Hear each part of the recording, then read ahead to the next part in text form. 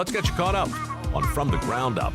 What we're building is a fan experience. These guys can come in every day and put in a full day's worth of work. You got to keep them moving. But I'm saying to hold up because you're going to have that weight coming across. Now what happens if it doesn't pass the flat test? Oh, it's going to pass. It's just a lot of fun when you hit your dates.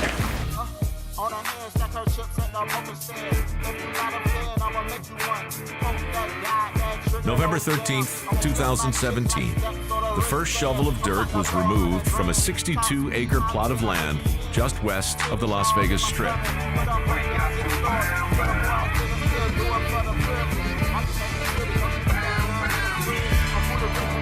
The Raiders, united with a team of tireless leaders from Nevada, are creating an ultra-modern, permanent stadium for the Raider Nation to call home. These are the stories of the people and the project, told from the ground up.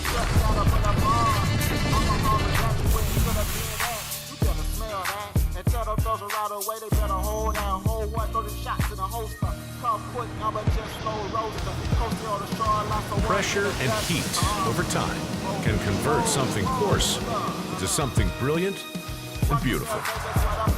The Las Vegas summer is certainly providing the heat, and the construction timeline is bringing the pressure. But it's the vision, ingenuity, and commitment of everyone involved that's creating this marvel in the Mojave.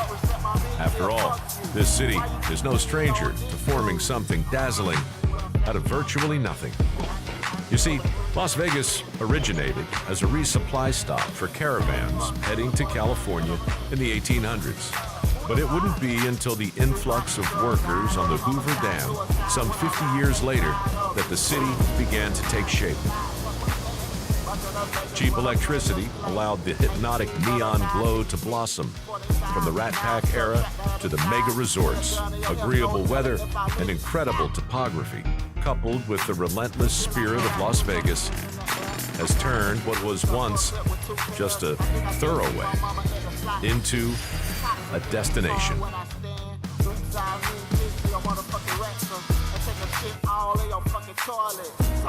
But before the Raiders can enter the scene, a stadium needs to be built.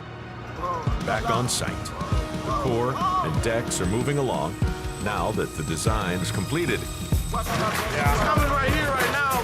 He's gonna hit the vibrators. We're seeing if they'll go flow through. If not, then we'll bring the pump through there. Yep. And then we'll just have to lace it back on the 2x2. There's lots of barrier elements inside of those cores, which is really almost a concrete column, let's say, within a concrete wall. So it's a place of high congestion of rebar and all the things that give the concrete the strength that it needs to have. With all that congestion, we end up spending a lot of time making sure that there's spaces in there that we can drop a hose or drop a pipe down into the wall to convey that concrete down past all that rebar to a point where it doesn't ricochet off everything on its way down. Harris has taken that one in Northwest and also Northeast, and I believe we're reflecting the best we can do. But that, we had a challenge with the grease duct, right? So the grease duct went and got rerouted over that escalator that's down a little bit, and it no longer plows down that corridor anymore. Right, okay. Potentially it goes further south to get back around, but that would be the only other way to get it higher. It always helps that we've got a structural engineer sitting over here that I can go talk to and say, hey, if I know you need this steel, we've got to figure out how to manipulate and move some things around that still work within your structural requirements, because if I can't get concrete in there, the rebar and the stuff that you've designed isn't going to do you any good.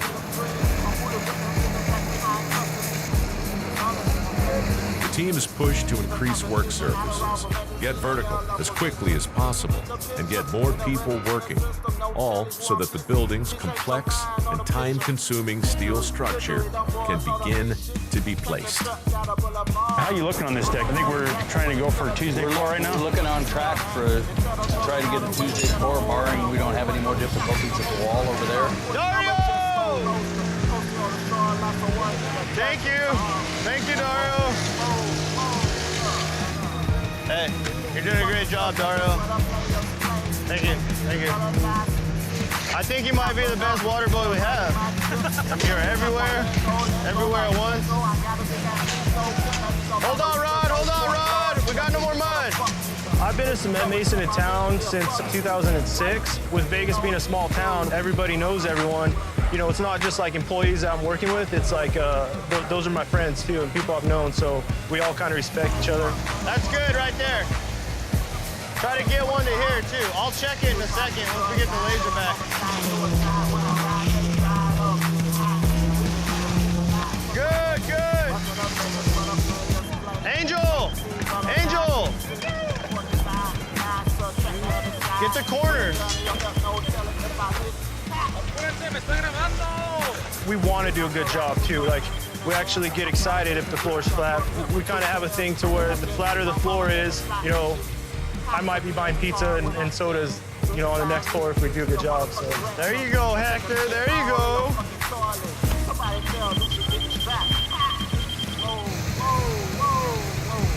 Teddy doesn't want us to get on our sliders until the machine passes by with the pan, and then we'll get on our sliders. He don't want us digging in.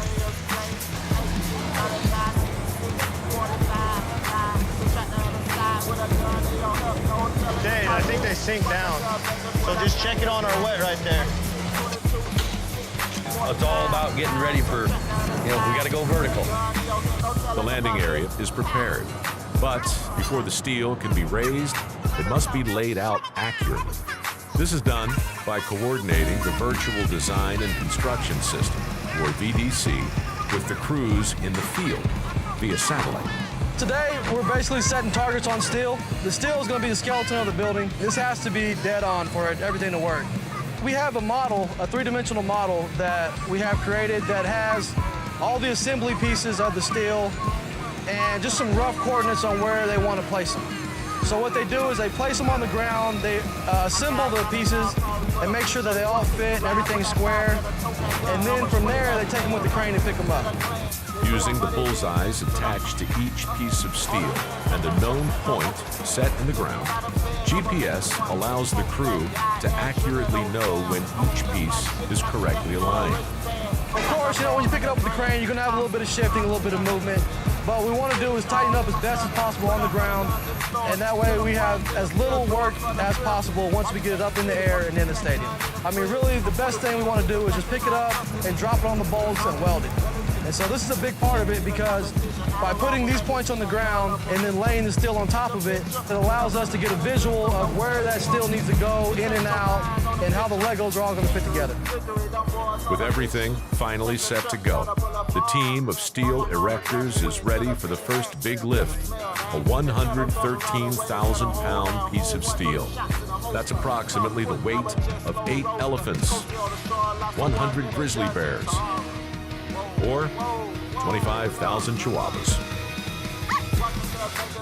For those of you that are not aware, this is the first engineered lift that we've done on the project. I want to make sure that everybody's aware of who's in charge on this lift. So, number one, Nathan's going to take this going forward.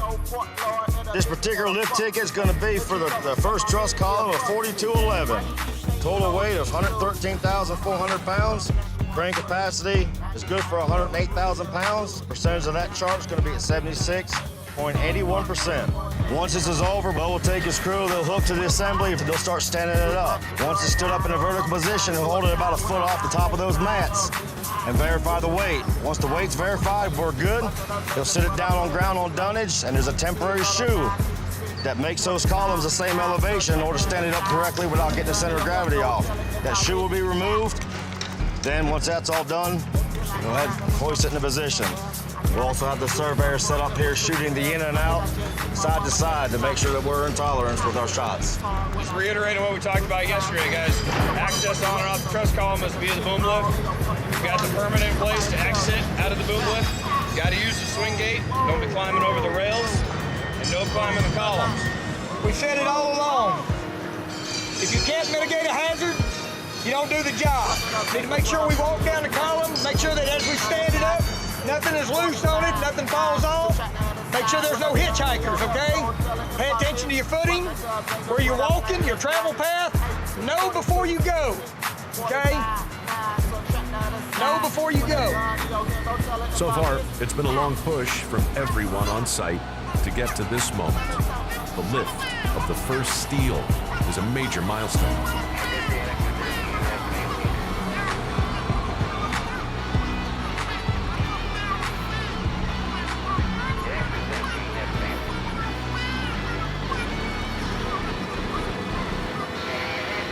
It's up and bolted to the concrete deck. Over the next 9 months, more than 56 million pounds of structural steel needs to be placed, making it, at the moment, one of the largest steel jobs in the country. Steel and glass, seats and grass, and tons of technology. There is a lot to do over the next 18 months to complete this diamond in the desert.